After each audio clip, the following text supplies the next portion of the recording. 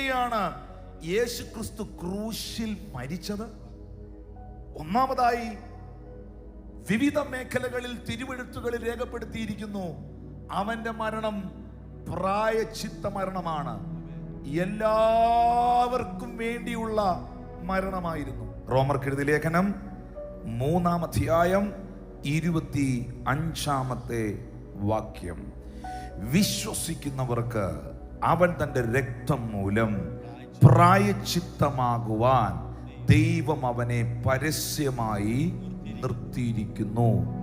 അപ്പോൾ വിശ്വസിക്കുന്നവരെ രക്ഷിക്കുവാൻ, വിശ്വസിക്കുന്നവരെ വിടുവിക്കുവാൻ യേശു കർത്താവ് തൻ്റെ രക്തം നൽകി പകരമരണം. ഈ പ്രായശ്ചിത്ത മരണം എന്ന് പറഞ്ഞാൽ അതിൻ്റെ അർത്ഥം പകരമരണം എന്നാണ്. കുറച്ചും കൂടെ ക്ലിയർ ആയിട്ട് യോഹന്നാൻ അപ്പോസ്തലനാണ് ഇത് വ്യക്തമാക്കുന്നത്.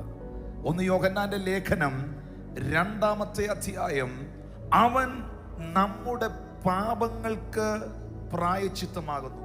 നമ്മുടേതിന് മാത്രമല്ല, സർവ്വലോകത്തിന്റെയും പാപത്തിന് തന്നെ. അപ്പൊ പ്രായശ്ചിത്ത മരണം എന്ന് പറഞ്ഞാൽ എന്താ? പകരമരണം. യേശു ക്രൂശിലേക്ക് പോകുന്നത് അവൻ ചെയ്ത അകൃത്യങ്ങൾ നിമിത്തമല്ല, അവൻ ചെയ്ത തെറ്റുകൾ നിമിത്തമല്ല. അതൊരു അപകട മരണം അല്ല ബ്രദറെ, അതൊരു ആത്മഹത്യയോ കുലപാതകമോ അല്ല. ആമീൻ, അതൊരു പ്രായശ്ചിത്ത മരണമാണ്. ഈ മരണത്തെ എബ്രായർക്കെഴുതിയ ലേഖനം 2-ാം അധ്യായം 17-ാമത്തെ വാക്യത്തിലേക്ക് വരുമ്പോൾ പൗലോസ് എങ്ങനെയാ വിവരിക്കുന്നതെന്ന് അറിയാമോ?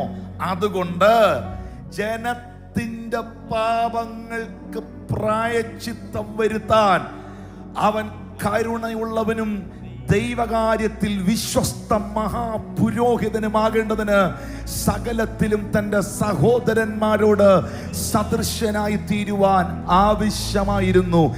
ജനത്തിന്റെ പാപങ്ങളുടെ പ്രായശ്ചിത്തമായി ജനത്തിന്റെ പാപത്തെ പരിഹരിക്കാൻ